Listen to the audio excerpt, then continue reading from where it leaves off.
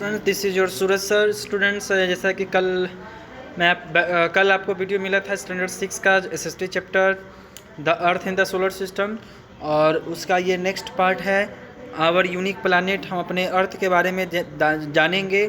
तो यहाँ पे बताया जा रहा है कि when we see earth from space we look a colourful planet with shades of blue, white and green.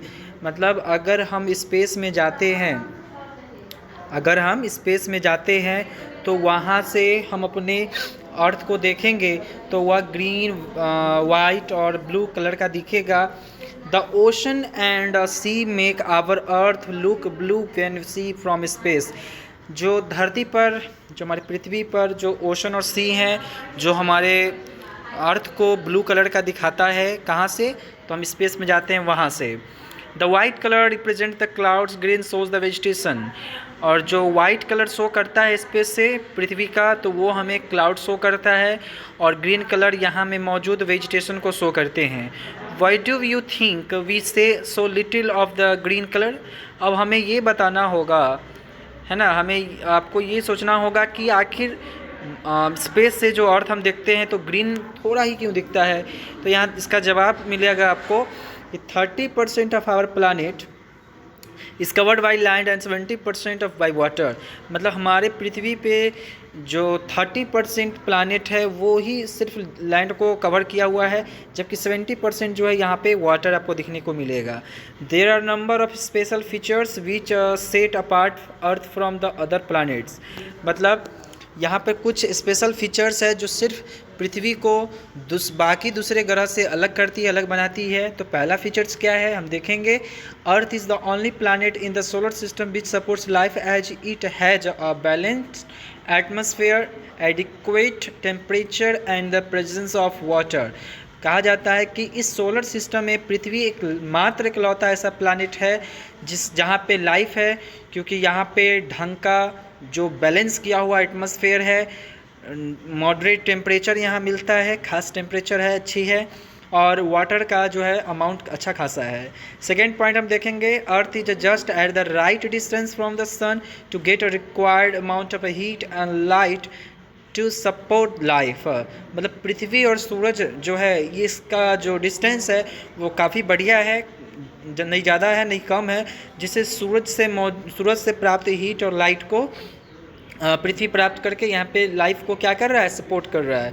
The distance of the earth from the sun is such that it's remain neither too hot not too cold. वही बात हो गई जैसे मैं बताया कि इस तरह का डिस्टेंस है, ना यहाँ पे ज़्यादा गर्मी पड़ती है और ना ज़्यादा यहाँ ठंड पड़ता है। तीसरा पॉइंट हम देखेंगे, sufficient water present in various water bodies of the earth makes it is the only planet which sustain life. मतलब यहाँ पे वाटर का मौजूदगी काफ़ी अच्छा ज़्यादा है, जिससे पृथ्वी पर जीवन जो है वह संभव है। We all know that the human beings, plant and animals can not live without water. हम सभी जानते हैं कि मनुष्य, जानवर, पेड़ पौधे ये बिना वाटर के जीवन नहीं जी सकते हैं। इनको जीवित रहने के लिए वाटर का उतना ही आवश्यकता है जितना कि भोजन का। Balanced atmosphere with oxygen, carbon dioxide, water vapour, inert gas makes earth the only planet to have a life. मतलब यहाँ पे oxygen, carbon dioxide, nitrogen, water vapour और कुछ इनर्ट गैस है। इनर्ट गैस मतलब इनर्ट गैस 6 होते हैं बच्चों, helium, helium, neon, krypton, xenon, radon, इस तरह से 6 गैस होते हैं। लिथियम भी आ गए इसमें। तो the atmosphere also form of a protective cover that does not allow the harmful ultraviolet rays to reach on the earth। मतलब एटमॉस्फेयर जो है हमारा इस तरह से ढंग से बना हुआ है कि सूरज से जो अल्ट्रावायलेट रे आता है उसको प्रोटेक्ट करता है, क्योंकि एटमॉस्फेयर में मौजूद जो भी गैस हैं उनके ऊपर एक लेयर बना हुआ है, गैस का ही है, ओजोन लेयर। उसके बाद हम देखेंगे मून को। The moon is a natural satellite of the earth. मतलब मून जो है पृथ्वी का एक नेचुरल सैटेलाइट है। Satellites are smaller celestial bodies which revolve around the larger body, generally the planets. Satellites क्या होता है, एक छोटा सा बॉडीज होता है जो खास तौर पे प्लैनेट्स को रिवॉल्व करता है, प्लैनेट्स के चारों तरफ मूव करता है। Like planets the satellite do not have a their own light. जिस तरह से हमने पढ़ा कि प्लैनेट के पास भी अपना लाइट नहीं होती है, तो उसी तरह से मून के पास भी अपना लाइट नहीं होता है। They reflect the light of the sun, ये सूरज से जो रोशनी पृथ्वी पे पड़ती है या बाकी के ग्रह पे पड़ती है, वहाँ से रिफ्लेक्ट होके मून पे वहाँ पे लाइट पहुँचती है। As planets move around the sun, their satellites accompany in their revolution. मतलब जैसे जैसे सूरज का चक्कर पृथ्वी या बाकी ग्रह काटते हैं, उसी तरह से जो सैटेलाइट्स उनके होते हैं, नेचुरल सैटेलाइट, वो भी उनको मदद करते हैं और खुद वो ग्रह के चक्कर भी लगाते हैं। सैटेलाइट्स में भी नेचुरल और ह्यूमन मेड। सैटेलाइट्स जो होते हैं वो या तो प्राकृतिक होते हैं या फिर मैन मेड होते हैं, यानी दोनों होते हैं। Human made satellites are sent to space to collect information for scientist. Scientist लोग क्या करते हैं कि अपने खुद से सैटेलाइट्स बनाते हैं और उसको स्पेस में भेजते हैं। स्पेस में भेजने का क्या है कि आज जो हम लोग रेडियो, टीवी, डिश या मोबाइल में इंटरनेट या गूगल मैप्स वगैरह का यूज करते हैं, ये सब का सब जो है सैटेलाइट के कारण से ही पॉसिबल हुई है। अब हम देखेंगे the moon is about 3,84,400 kilometre way from earth. पृथ्वी से चांद की जो डिस्टेंस है वो है 3,84,400 किलोमीटर।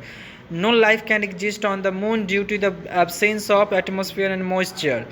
पृथ्वी पर ना तो पानी है, ना कोई तरह का नमी है, ना कोई गैस है, इसलिए वहाँ पे जीवन संभव नहीं है। स्टूडेंट्स, कुछ महीने पहले या आप कहो तो पिछले साल ही भारत क्या किया था कि एक अपना चंद्रयान 2 मिशन भेजा था जो कि फेलियर हुआ। तो वो क्यों भेजा था? तो वो वहाँ के एटमॉस्फेयर को टेस्ट करने के लिए कि कैसा है नहीं है। बाय द वे, अगर अर्थ पे कुछ होता है तो क्या वहाँ पे लाइफ जो एग्जिस्ट हो पाएगी कि नहीं हो पाएगी, इन सब कारण से वो खोज करने के लिए भेजा था जो कि फेलियर हो गया। Recently water and ice were discovered at the poles of the moon. और नासा के द्वारा ही कुछ साल पहले जो है वहाँ पे वाटर और आइस को ये किया गया, डिस्कवर किया गया। The ice was buried beneath some of the dust of the moon surface। और आइस किस रूप में मिला? तो आइस मिला मतलब वहाँ में धूल में अंदर जो है समाहित था, ऊपर से पूरी धूल लगा हुआ था। Scientist think the ice may be left over from a comet that once collided with the moon. Scientist ये सोच रहे हैं कि यह आइस किससे आया होगा? कॉमेट से बन के आया होगा। As the moon orbits the earth once in every month, the angle between the earth, the moon and the sun change. We see this as a cycle of the moon's phases।